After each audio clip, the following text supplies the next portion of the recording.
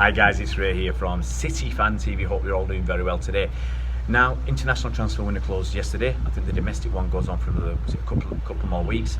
It's going to be very useful to Championship, League One, League Two clubs if they can sell one or two players for good money to Premier League clubs.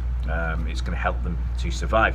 Now, I thought I'd spend a little bit of time briefly going through some of the major transfers into City and some of the major departures, a few loan deals. I'm probably not going to cover everybody, especially with the outgoings, a few cheap sales or some kids going on loan somewhere. But I'm going to go through some that I picked up in the last couple of days and that tickle my fancy a little bit. Now, incomings, obviously we've got Nathan Ake. He's cost us about 40 million, 1 million in add-ons. I think he's an excellent defender, a much needed addition. Young player, counts as homegrown, he's mid-20s, used to the Premier League. He's been a kid at Chelsea, played for Watford in the Premier League on loan, and he's played for Bournemouth for a few seasons in the Premier League. So really happy about him. I think he's a very good squad addition, and I think actually we'll see his versatility. Might be playing at left back, might be playing at centre back. I'm very happy about him. Ferran Torres, kid we paid for about 20 million quid for him. He's 20 years old. Very exciting from what you've seen and what you've heard. It'll take us a little bit of time to find his feet at City. I think it's inevitable, new country, new weather, new systems, new everything. Okay, he's only 20 years old. It'll take his time, but I've seen in some moments some fantastic talent and ability and cracking pace. I think he's going to be a very valuable addition to the squad for this season, and I think he'll just, as his confidence and form improves, he will become a mainstay in the next couple of years. That's my humble opinion. We also got Ruben Dias.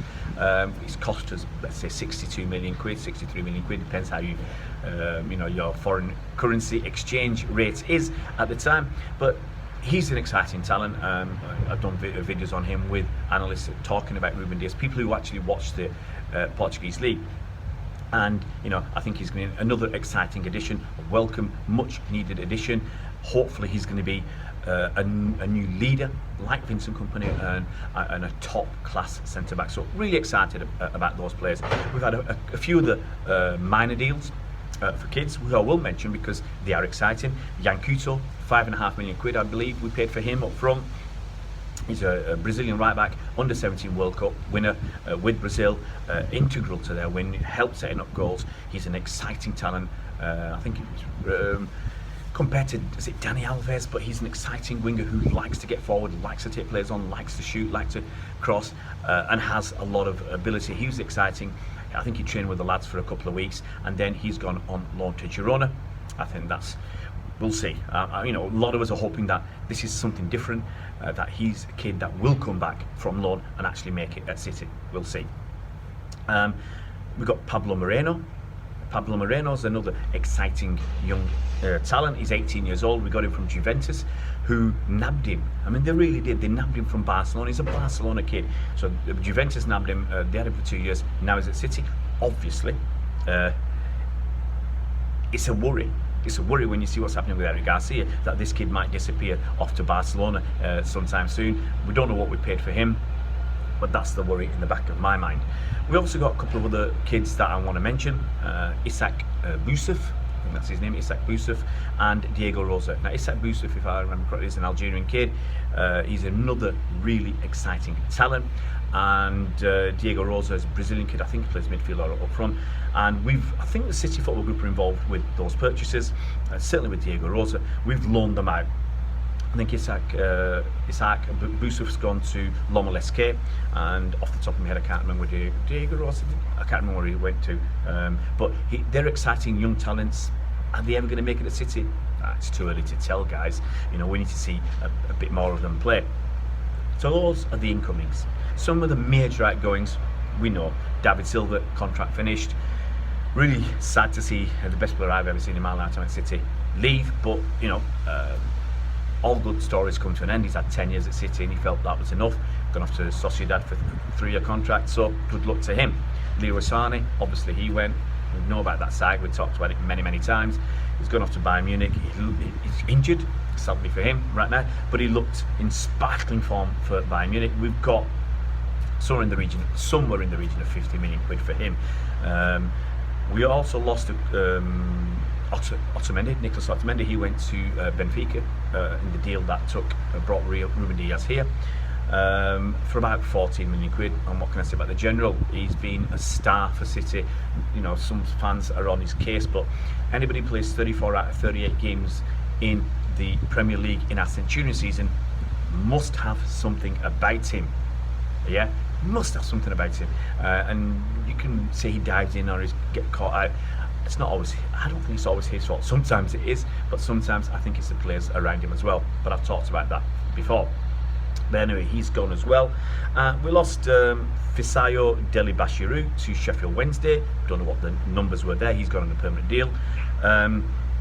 Obviously, we've lost Tosin Adarabioyo for about 2 million quid, or up to 2 million quid to Fulham, which is derisory, even if there is a 20% sell-on clause. I've talked about that in another video. You can go and watch that. You can see how unhappy, disappointed, frustrated, and even angry I am about that particular deal. Angelino, talked about him in that video as well. 2 million loan fee, and then possibly 80 million euros to RB Leipzig.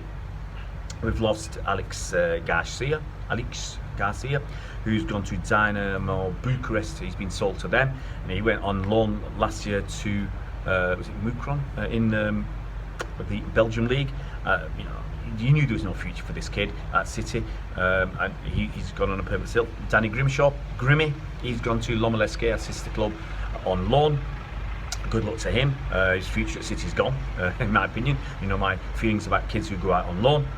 Even though I'm hoping that Couto, that Ishak Boussef, Couto, and Diego Rosa might make it. You know my feelings on that.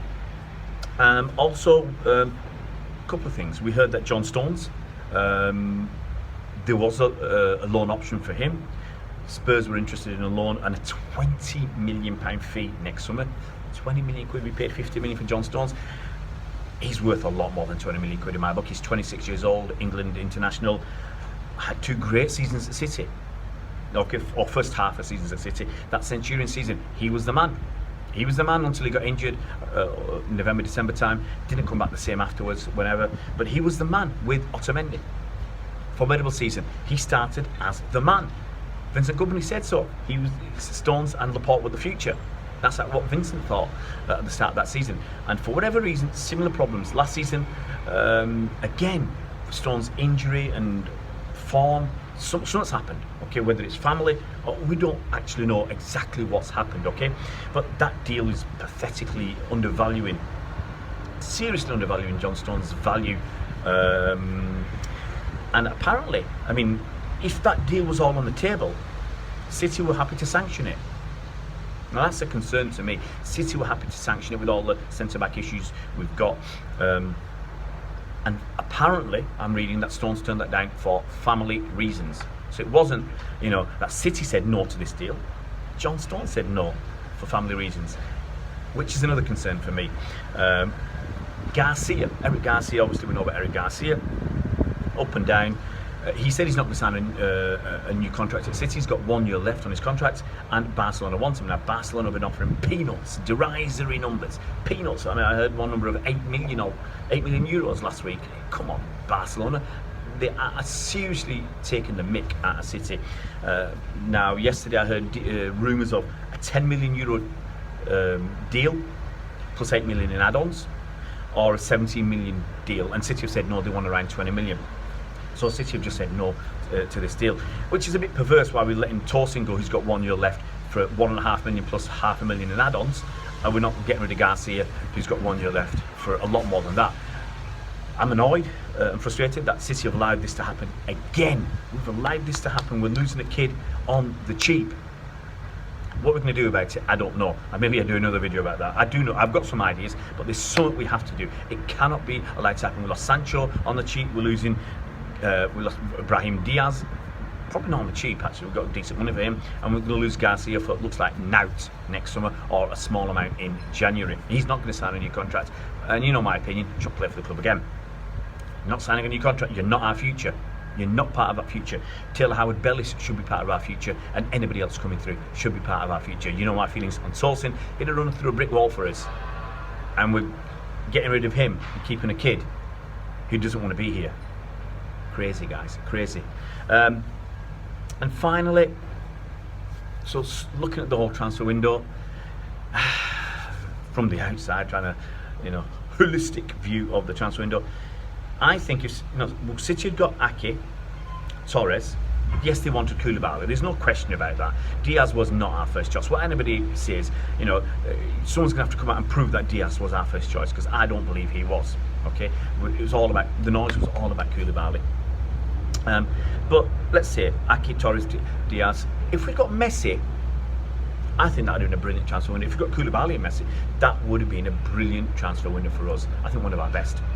You can argue what you like about Messi being 33 years old, but he'd have solved some of our striking issues, which we've seen. We've got problems at striker when Aguero was injured and Gabi Jesus is injured. We're playing with that false nine with the wrong personnel, and it's not looking particularly good.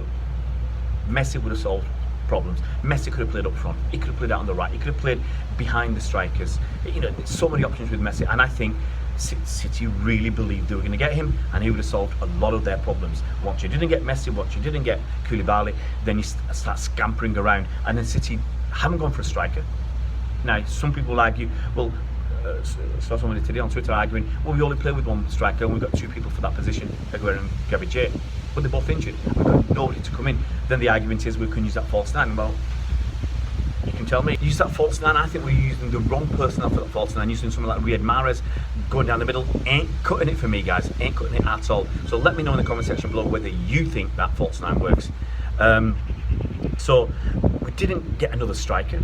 Okay, and Aguero's 32, having injuries. He played 24 league games last season. He's not even started this season yet. Hopefully he'll be back after the international break. So you got to worry. He's 32. He'll be 33 next summer when his contract finishes. Probably will sign a new contract, especially if Messi comes.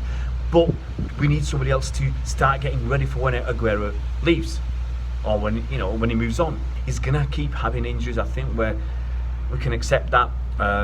He had niggles all through his last few years. He's slowing down. He's not the same player. He's still a great player, but he's not the same player.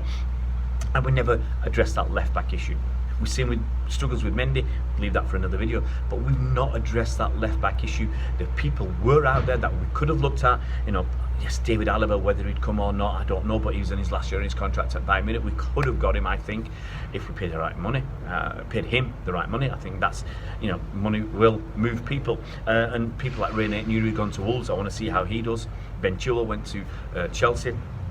We've not addressed that. Cancelo's injured at the start of the season, so Walker on the right has got no competition or no support and nobody to take over, give him a break. On the left, Mendy. It's not been good enough. We have not had Zinchenko, Cancelo.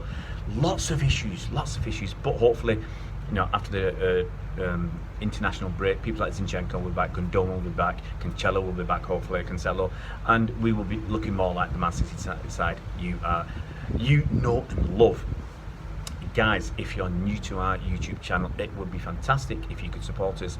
I'm trying to get to 3,000 subscribers, and your support means so much. So if you can hit that subscribe button, hit that bell icon so you're notified as soon as new videos come out, that would be fantastic as well, guys. See you around, please.